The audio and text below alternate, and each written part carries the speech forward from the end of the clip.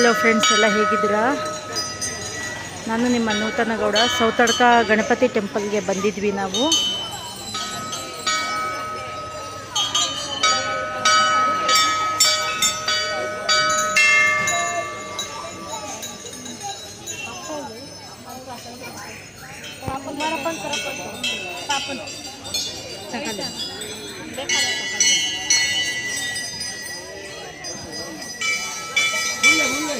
ಇಲ್ಲಿ ಹರಕೆ ಕಟ್ಟೋದೆ ಇಲ್ಲಿನ ವಿಶೇಷ.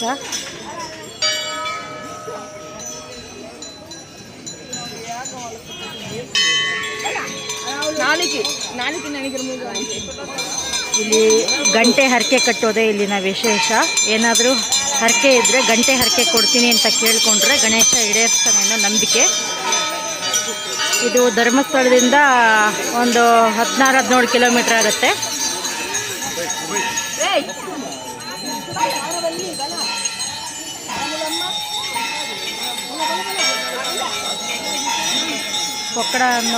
ಕೊಕ್ಕಡ ಅನ್ನೋ ಊರಲ್ಲಿರೋದು ನೋಡಿ.